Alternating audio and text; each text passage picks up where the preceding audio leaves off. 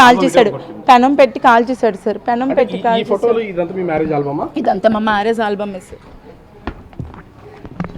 అంటే ఇందులో పెళ్లి నాటి కానీ ఇతర ఆల్బమ్లు కానీ చూస్తున్నాం కదా, వీటిలో ఇంత అన్యోన్యత ఉన్నటువంటి మీకు అవును సార్. అంటే మోసం చేయాల్సిన అంటే ఎందుకు బాగా అంటే సెక్షువల్ పిచ్చోడు సార్, చాలా అంటే చాలా ఉమనైజర్ సార్. ఇంత అంతా ఉమనైజర్ కాదు తను. ఎలా అంటే ఇంకా రోజుకు ఒక వర్జిన్ కావాలని నాతో చెప్పేవాడు సార్. నాకు ఈ అమ్మాయితో పరిచయం ఉంది, నేను ఆ అమ్మాయితో అక్కడ పడుకున్నాను, ఇక్కడ పడుకున్నాను, నాకు అంటే ఇంకా రోజుకు ఒక వర్జిన్ కావాలి. ఆ అమ్మాయి మీది ప్రేమ వివాహమే కదా, మీకేం తెలియలేదా ఇట్లా తన వ్యక్తి ఇలా ఉంటాడు? ఏం తెలియదు సార్.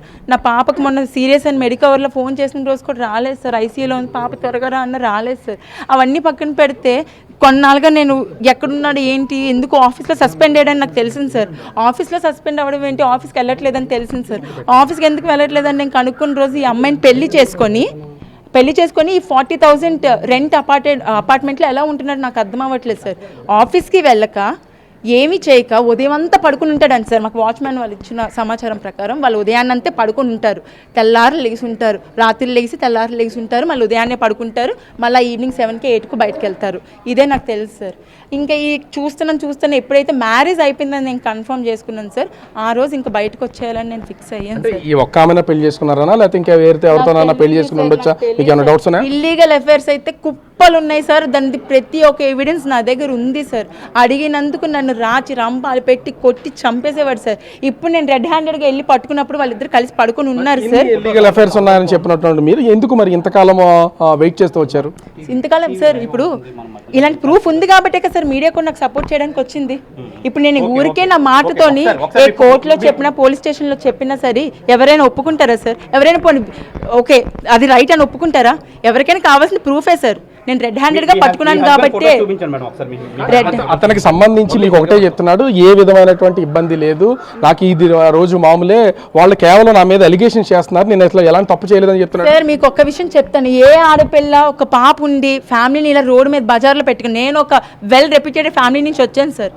అలా నా ఫ్యామిలీని రోడ్డు మీద పెట్టుకోవాలని నేను ఏ రోజు అనుకోలేదు సార్. ఎందుకు సార్ నేను అనుకుంటాను, నాకు పరువు ఉంటుంది కదా సార్. అంటే ఆస్తులు కట్న కానుకలు ఇవి ఇచ్చి తర్వాత ఇవన్నీ డిమాండ్ చేయడం కానీ మిమ్మల్ని హెరాస్ చేయడానికి ఇది ఏమైనా మేజర్ రీజన్ ఏమైనా ఉందా? ఎవరు సార్? మీ హస్బెండ్. మేము డౌరీ అయితే ఇచ్చాం సార్. మాకు అది ఇప్పుడు దాని రిటర్న్ కూడా ఇవ్వలేదు. మెయింటెనెన్స్ నన్ను వేయమన్నారు, అది కూడా నేను వేయలేదు. డీవీసీ ఒక డొమెస్టిక్ వైలెన్స్ మాత్రమే వేసాను సార్. నిజంగా తను అంటున్నారు నేను మనీ కోసం మాట్లాడుతున్నాను. సరే నేను మనీ కోసం మాట్లాడితే మెయింటెనెన్స్ వేయాలి కదా. కోర్టులో ఒకసారి వెళ్ళి ఒకసారి చూడండి నా పిటిషన్స్. డీవీసీ తప్ప నేను ఏది వేయలేదు. 3 కోట్ల రూపాయలు డిమాండ్ చేశారని తను చేస్తున్నటువంటి ఆరోపణ చేయమని సార్. ప్రూవ్ చేయమనండి. ఓకే 3 కోట్లు కాదు సార్, 5 కోట్లు చేసిన సరే డీవీసీలో కంపెన్సేషన్ ఎంత కావాలమ్మని అడుగుతారు నన్ను. మీ లైఫ్ని డ్యామేజ్ చేసినందుకు మనకి పోలీస్ స్టేషన్లో కూడా రాయమంటారు కదా. డైరెక్ట్గా ఆమెను పట్టుకున్నారు కదా, ఇప్పుడు ఆ పొజిషన్ ఏంటి, ఆమె ఎక్కడి నుంచి వచ్చింది, ఆమె వివరాలు ఏమైనా తెలుసా మీకు? ఆమె పేరు వంశీ ధర్మజ్ఞ అంట సార్. రాజమండ్రి అమ్మాయి అంట, ధవళేశ్వరం బ్రిడ్జి దగ్గర వాళ్ళ హౌస్ ఉంది. రాజమండ్రి అమ్మాయి అంట. ఆ అమ్మాయి ఎంత ఇదిగా అంటే నేను లాన్కి వెళ్ళి పట్టుకుంటే నీ అంత తెలుస్తాను, నువ్వు ఎలా బతుకుతావో, నీ కూతురుతో ఎలా ఉంటావో నేను చూస్తానని మా ముందే ఛాలెంజ్ చేస్తుంది. మేమిద్దరం పట్టుకున్నాక షీఈ్ మై వైఫ్ అని మీడియా ముందు మా అబ్బాయి స్టేట్మెంట్ ఇచ్చాడు సార్. అంతే సార్. అంటే మీతో ఇప్పుడు 2017లో మీకు మ్యారేజ్ అయింది, 2015లో మ్యారేజ్ అయింది, అప్పటి నుంచి కలిసి ఉన్నా కూడా వేరే వ్యక్తిని వైఫ్ అని ఎట్లా పరిచయం చేస్తున్నాడు? ఇక్కడ ఉన్న వాళ్ళకి మీకేం తెలియదు అసలు? మీకు తెలియదు సార్. నేను ఇక్కడికి వచ్చి ఎప్పుడైతే నేను కనుక్కోవడం మొదలు పెట్టానో అప్పుడు ఈ అబ్బాయి ఒక్కడే ఉంటున్నాడు అనుకున్నాను సార్. ఎప్పుడైతే ఆ అమ్మాయిని వైఫ్ అని ఆ అమ్మాయిని పెళ్లి చేసుకున్నాడు అని ఎప్పుడైతే తెలిసిందో ఇంకా నేను భరించాలనుకోలేదు సార్. ఎందుకంటే సొంత అక్కడే పడుకోవడానికి రమ్మన్నాడు సార్. వాడికి బావి వరుసలు లేవు అసలు. ఈ ఒక్క ఇల్లేనా లేకపోతే ఇలాంటి ప్లేసెస్ ఏమైనా ఉన్నాయని ఏమైనా ఐడెంటిఫై చేశారా మీరు? లేదు సార్, నేను ఇది ఒకటే నాకు తెలిసింది. చెయ్యి కాల్ చేశాడు, పెనం పెట్టి కాల్ చేశాడు సార్. పెనం పెట్టి కాల్ ఈ ఫోటోలు ఇదంతా మీ మ్యారేజ్ ఆల్బమా? ఇదంతా మా మ్యారేజ్ ఆల్బమ్ సార్. అంటే ఇందులో పెళ్లి నాటి కానీ ఇతర ఆల్బమ్లు కానీ చూస్తున్నాం కదా, వీటిలో ఇంత అన్యోన్యత ఉన్నటువంటి మీకు అవును సార్. అంటే మోసం చేయాల్సిన అంటే ఎందుకు? బాగా అంటే సెక్షువల్ పిచ్చోడు సార్, చాలా అంటే చాలా ఉమనైజర్ సార్. ఇంత అంతా ఉమనైజర్ కాదు తను. ఎలా అంటే ఇంకా రోజుకు ఒక వర్జిన్ కావాలని నాతో చెప్పేవాడు సార్. నాకు ఈ అమ్మాయితో పరిచయం ఉంది, నేను ఆ అమ్మాయితో అక్కడ పడుకున్నాను, ఇక్కడ పడుకున్నాను, నాకు అంటే ఇంకా రోజుకు ఒక వర్జిన్ కావాలి. ఆ అమ్మాయి మీది ప్రేమ వివాహమే కదా, మీకేం తెలియలేదా ఇట్లా తన వ్యక్తి ఇలా ఉంటాడు? ఏం తెలియదు సార్.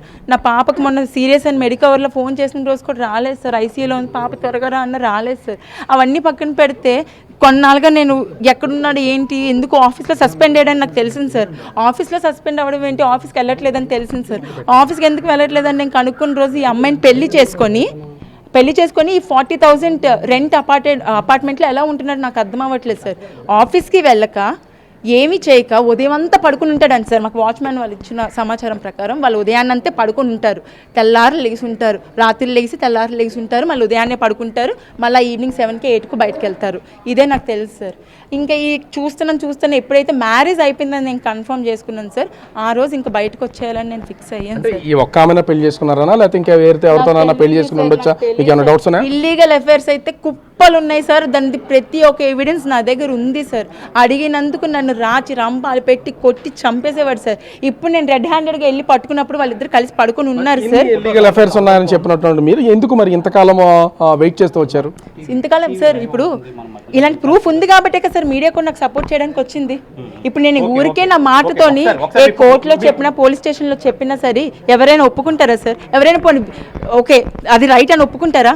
ఎవరికైనా కావాల్సిన ప్రూఫే సార్. నేను రెడ్ హ్యాండెడ్గా పట్టుకున్నాను కాబట్టి అతనికి సంబంధించి మీకు ఒకటే చెప్తున్నాడు, ఏ విధమైనటువంటి ఇబ్బంది లేదు, నాకు ఇది రోజు మామూలే, వాళ్ళు కేవలం నా మీద అలిగేషన్ చేస్తున్నారు, నేను అసలు ఎలాంటి తప్పు చేయలేదని చెప్తున్నాడు సార్. మీకు ఒక్క విషయం చెప్తాను, ఏ ఆడపిల్ల ఒక పాప ఉండి ఫ్యామిలీని ఇలా రోడ్డు మీద బజార్లో పెట్టుకుని, నేను ఒక వెల్ రెప్యూటెడ్ ఫ్యామిలీ నుంచి వచ్చాను సార్. అలా నా ఫ్యామిలీని రోడ్డు మీద పెట్టుకోవాలని నేను ఏ రోజు అనుకోలేదు సార్. ఎందుకు సార్ నేను అనుకుంటాను? నాకు పరువు ఉంటుంది కదా సార్. అంటే ఆస్తులు కట్న కానుకలు ఇవి ఇచ్చి తర్వాత ఇవి డిమాండ్ చేయడం కానీ మిమ్మల్ని హెరాస్ చేయడానికి ఇది ఏమైనా మేజర్ రీజన్ ఏమైనా ఉందా? ఎవరు సార్? మీ హస్బెండ్. మేము డౌరీ అయితే ఇచ్చాం సార్.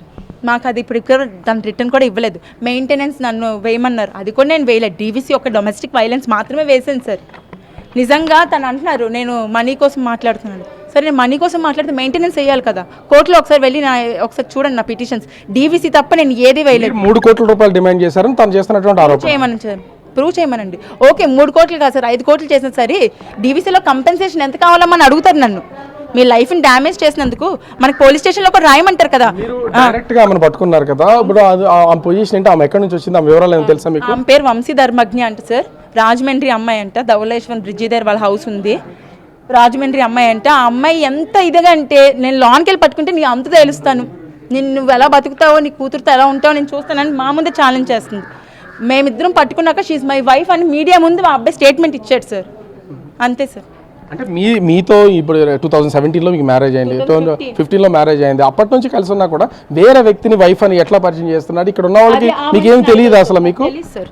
నేను ఇక్కడికి వచ్చి ఎప్పుడైతే నేను కనుక్కోవడం మొదలు పెట్టానో అప్పుడు ఈ అబ్బాయి ఒక్కడే ఉంటున్నాడు అనుకున్నాను సార్. ఎప్పుడైతే ఆ అమ్మాయిని వైఫ్ అని ఆ అమ్మాయిని పెళ్లి చేసుకున్నాడు అని ఎప్పుడైతే తెలిసిందో ఇంకా నేను భరించాలనుకోలేదు సార్. ఎందుకంటే సొంత అక్కడే పడుకోవడానికి రమ్మన్నాడు సార్. వాడికి బావి వరుసలు లేవు అసలు.